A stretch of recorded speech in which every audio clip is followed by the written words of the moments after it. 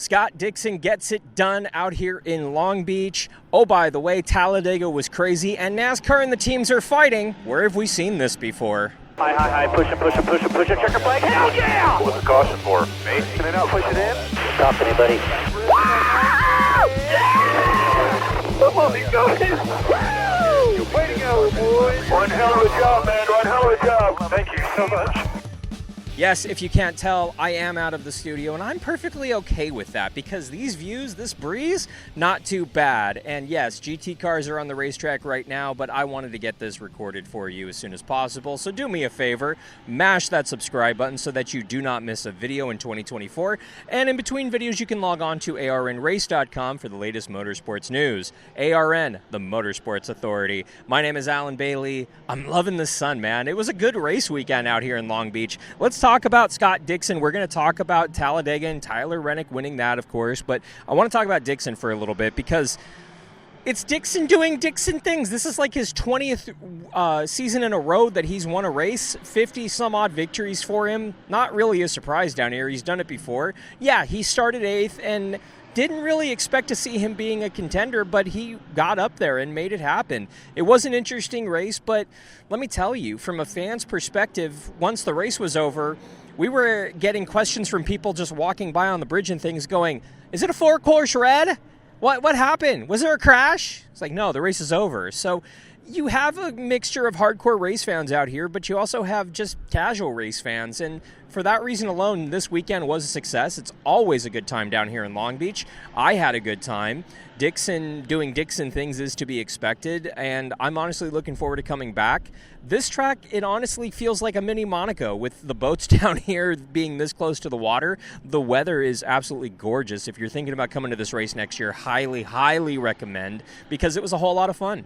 Tyler Reddick getting it done for Michael Jordan and Denny Hamlin. Michael Jordan at the track, by the way, and he went absolutely nuts, and rightfully so, man. I mean, this is a guy who's invested a lot of money with Denny Hamlin to this team, to this track, to this entire organization, and they're finally starting to hit their stride and be championship contenders. Yeah, the 45 car lock himself into the 2024 postseason with the victory out at Talladega.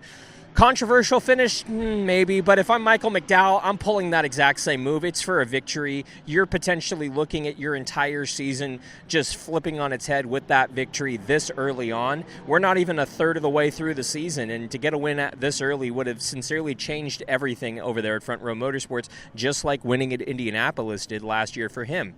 On the flip side of that, Tyler Reddick finally, I guess, having luck go his way, that's, I guess, the only real way to look at it, because he is the guy who has had races slip away for one reason or another, pit crew, and finally they were able to get it done out at Talladega. Yes, it was a little bit of luck being handed to them with how they got through that accident, and by the way, speaking of that crash, my gosh, Corey LaJoie, somebody go check on that boy because, damn, that was a crash. I mean, the onboard was just absolutely vicious. And I love the fact that Twitter users have better access and are reporting and sharing better footage than the billion-dollar corporation known as Fox. Come on, Fox. Get your head out of your asses at this point. Sincerely, like, what the hell was that? I'm blown away by Fox's just incompetency at this point, honestly. But as scary as Corey LaJoie's crash was, we need to talk about Erik Jones. This is his onboard, and I can't believe I'm saying this. Viewer discretion is advised.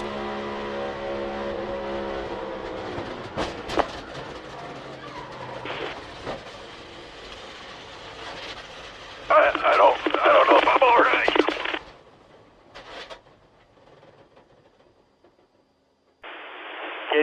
Get the ambulance there, Corelli. Let him know.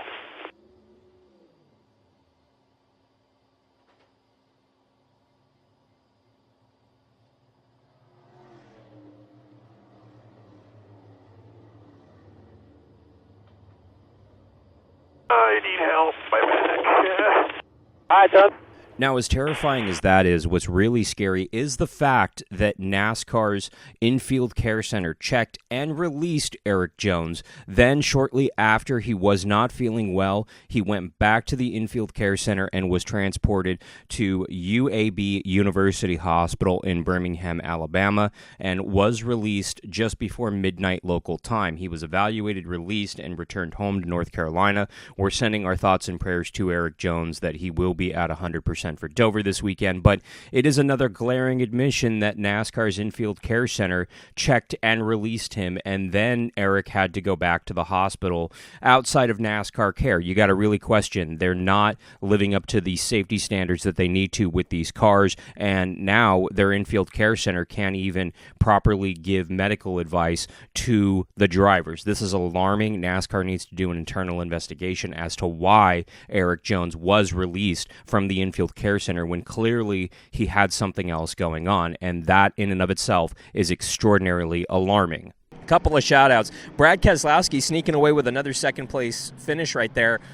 Brad looking pretty decent. Like, they're struggling. Admittingly, they've said that their organization isn't where it was last year, yet they keep rattling off top fives, second place, third place finishes. So Brad, I don't think is as off as he wants to think he is.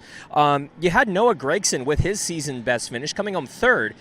That team needs that, and frankly, Noah Gragson and everyone at Stewart-Haas Racing needs good runs because guess what? They're auditioning for rides for next year. They are. Whether it's keeping their current ride over at Stewart-Haas Racing or finding a new ride elsewhere for 2025. You had Ricky Stenhouse Jr., coming home fourth.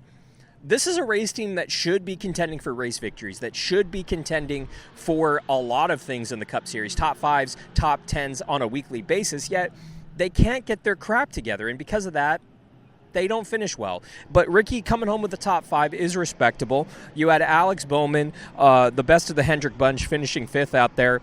Big shout out to Fast Pasta, Anthony Alfredo, Beard Motorsports. Keep in mind, this is the organization that has a single one full-time employee, and that's the crew chief. Everyone else comes in basically for the race weekend, and just that. Linda Beard, congratulations on the top 10. That is massive for that little race team that could. Sincerely, really cool. You had the 24 of William Byron, 7th out there. You had the 38.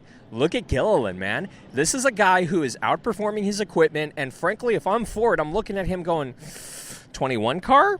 But at the same time, he's kind of hitting his stride in that 38 car, so maybe I'm going to keep him there and give him a little bit more resources. That organization, frankly, starting to see kind of their tier one come together a little bit in order to get more of that support from Ford. So I don't know, maybe we're going to see that 38 car up front and being a contender, but they definitely got a really good finish out there.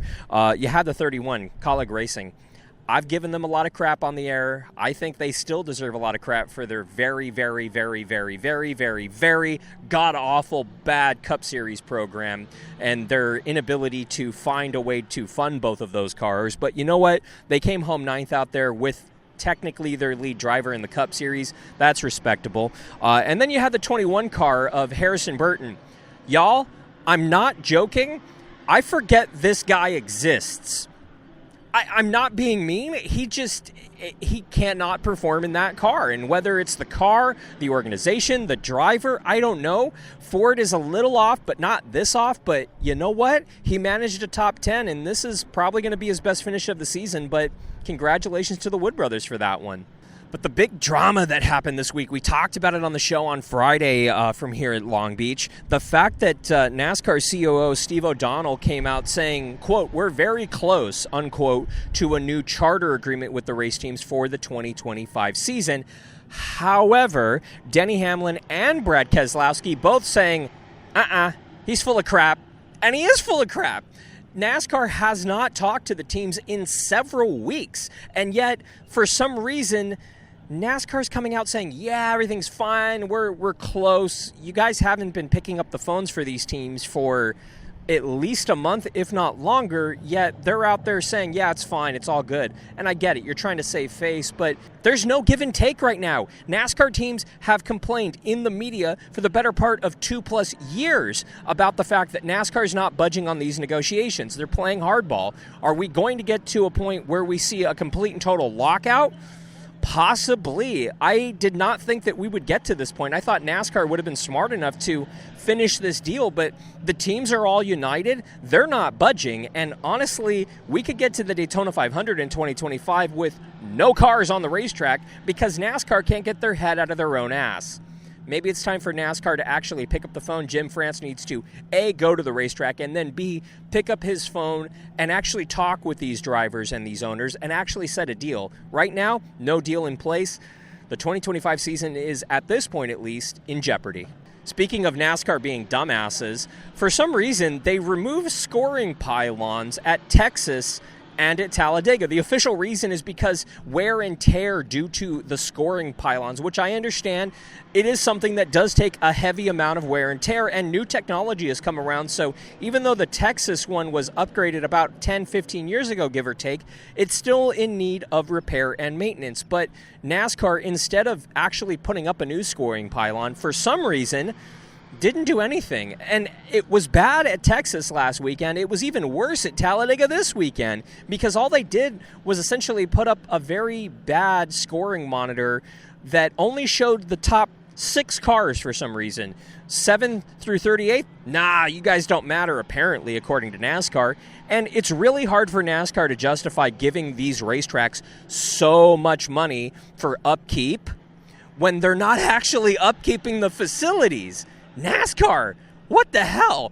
Now, I think NASCAR just honestly needs to sit down and talk with these teams and really evaluate what they're doing with their budget, because clearly it's not being put back into the racetracks, upkeeping them and maintaining them and improving them. So where exactly is the money going right now with NASCAR? I want to say the Chicago Street Course because that is a very expensive event, but it's not that expensive. There's multi-million dollars that are clearly going unaccounted for, and NASCAR sincerely needs to kind of do an internal inventory and an audit of where their budget's going, what's being spent, and how to cut costs. There's a lot of cost-cutting opportunities within NASCAR, but somebody, I think, from the outside needs to come in and look at the books and advise NASCAR on what needs to be done. Just saying. Even though I'm literally waterfront out here in Long Beach, California, we will always end the show with your hot takes. Go ahead and leave a comment down below for a chance for your comment to go ahead and end up on the show. We will go ahead and start with this one. Afternoon, Alan Bailey. Ideal 2025 West Coast swing for NASCAR? This is in reference to me posting a photo down here at Long Beach. Yeah, Long Beach, I think, could accommodate a NASCAR race. Will it support it? I think so. I think that the audience down here will have it. The city definitely would love to have it. The only problem I see with a NASCAR race in Long Beach, where are you going to put the paddock? Or the garage area for the NASCAR fans? Where? I don't know, because every conceivable inch is clearly being used out here in Long Beach this weekend with IndyCar in town, with IMSA in town, with the GT cars, with Robbie Gordon Stadium Super Trucks, which were on track earlier. There's really not that much space to put anything. I honestly have no idea where you would put 40 cars. And let's be clear, I really do think we could see a full field of 40 cars out here if we actually do see NASCAR come to Long Beach. But I don't know, honestly, at this point, because ideally I'd love to see them out in Fontana. It's not Auto Club Speedway, it's Fontana. The Auto Club sponsor name fell apart, or came to an end, I should say. You look so different in this photo than you do in your videos. Natural lighting? 4K? This is me. Like, my makeup's not on. Like, I don't know what to tell you. This is my face. Like, I'm sorry? Nice cut, Alan. Even though I kind of miss the mullet. I never had a mullet. A mullet's only long in the back. I had hair long everywhere on my head. I just combed it back. Never a mullet. Never a mullet. And I love that the comments today, the hot takes, are about my appearance. I'm working on myself, okay? Leave me alone. But you can go ahead and leave a comment down below for a shot for it to end up on the show.